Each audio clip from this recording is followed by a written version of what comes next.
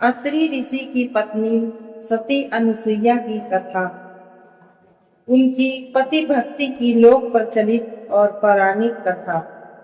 एक बार नारद जी विचरण कर रहे थे, तभी तीनों देवियां माँ लक्ष्मी, माँ सरस्वती और माँ पार्वती को आपस में विचार विमर्श करते देखा। तीनों देवियां अपने अपने सतीत्व और पवित्रता की चर्चा कर रही थी। तभी नारद जी उनके पास पहुंचे और उन्होंने उन्हें महामुनि अत्रि की पत्नी अनुसुईया के असाधारण पातिव्रत्य के बारे में बताया। नारद जी बोले, उनके समान पवित्र और पतिव्रता तीनों लोकों में नहीं है। तीनों देवियों को मन में अनुसुईया के प्रति ईर्ष्या होने लगी। तीनों देवियों ने सती अनुसुईया के पातिव्रत्य को खंडित करने के लिए अपने पतियों को कहा। तीनों ने उन्हें बहुत समझाया, पर वे राजी नहीं हुए। इस विशेष आग्रह पर ब्रह्मा, विष्णु और महेश ने सती अनुसुईया के सतीत्व और ब्रह्मा शक्ति परखने की सोची। जब अत्रि ऋषि आश्रम से कहीं बाहर गए थे, तब ब्रह्मा, विष्णु और महेश तीनों ने यतियों का भेष धारण किया और अत्रि ऋषि के आश्रम में पहुंच गए तथा भिक्षा मांगने लगे। अतिथि सत्कार की परंपरा के चलते सती अनुसुईया ने त्रिमूर्तियों का उचित रूप से स्वागत कर उन्हें खाने के लिए निमंत्रित किया। लेकिन यतियों के भेष में त्रिमूर्तियों ने एक स्वर में कहा, हे साध्वी, हमारा एक नियम है कि जब तुम निवस्त्र होकर भोजन परोसोगी तभी हम भोजन करेंगे। पतिव्रता अनुसुईया असमंजस में पड़ गई। इसने तो उनके पातिव्रत्य के खंडित होने का संकट है।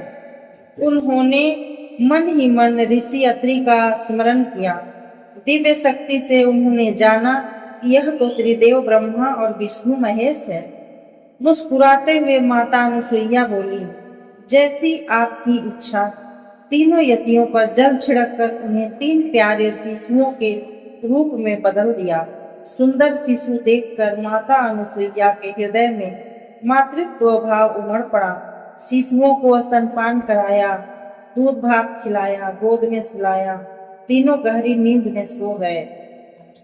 अनुसुईया माता ने तीनों को झूले में सुलाकर कहा, तीनों लोगों पर शासन करने वाले त्रिमूर्ति मेरे शिशु बन गए। मेरे भाग्य को क्या कहा जाए। फिर वह मधुर कंठ से लोरी गाने लगी। उसी समय कहीं से एक सफेद बैल आश्रम में पहुंचा।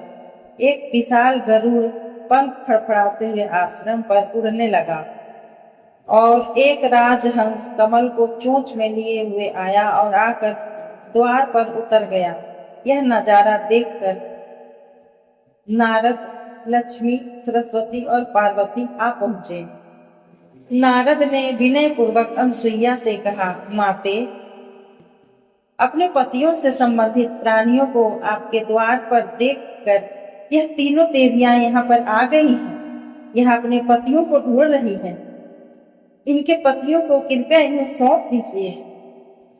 अनुसुईया ने तीनों देवियों को प्रणाम करके कहा, माताओं, झूलों में सोने वाले शिशु अगर आपके पति हैं तो इन्हें आप ले जा सकती हैं। लेकिन जब तीनों देवियों ने तीनों शिशुओं को देखा तो एक समान लगने वाले तीनों शिशु गहरी निद्रा में सो रहे थे। इस पर लक्ष्मी, सरस्वती और पार्वती भ्रमित होने लगी। नारद ने उनकी स्थिति जानकर उनसे पूछा, आप क्या अपने पति को पहचान नहीं सकती? जल्दी से अपने अपने पति को गोद में उठा लीजिए। देवियों ने जल्दी में एक एक शिशु को उठा लिया। वे शिशु एक साथ त्रिमूर्ति के रूप में खड़े हो गए। तब उन्हें मालूम हुआ कि सरस्वती ने शिव जी को, लक्ष्मी ने ब्रह्मा को और पार्वती ने विष्णु को उठा लिया है। तीनों देवियां शर्मिंदा होकर दूर जा खड़ी हो गई। तीनों देवियों ने माता अनुसुईया से क्षमा याचना की और यह सच भी बताया कि उन्होंने ही परीक्षा लेने के लिए अपने पतियों को बाध्य किया था। फिर प्रार्थना की कि उनके पति को पुनः अपने स्वरूप में ले आए। माता अनुसुईया ने त्रिदेवों को उनका रूप प्रदान किया। तीनों देव सती अनुसुईया से प्रसन्न हो बोले, देवी वरदान मांगो। त्रिदेव की बात सुन अनुसुईया बोली, प्रभु आप तीनों मेरी कोख से जन्म लें, ये वरदान चाहिए, अन्यथा नहीं। तभी से वह माँ सती अनुसुईया के नाम से प्रख्यात हुई तथा कालांतर में भगवान दत्तात्रेय रूप में, भगवान विष्णु का चंद्रमा के रूप में, ब्रह्मा का दुर्वासा के रूप में, भगवान शिव का जन्म माता अनुसुईया के गर्भ से हुआ। मतांतर से ब्रह्मा के अंश से चंद्र, विष्णु के अंश से दत्त तथा शिव के अंश से दुर्वासा का जन्म हुआ। इस कथा को सुनने से सदा सौभाग्यवती का आशीर्वाद मिलता है और पति पत्नी एक खुशहाल जीवन व्यतीत करते हैं।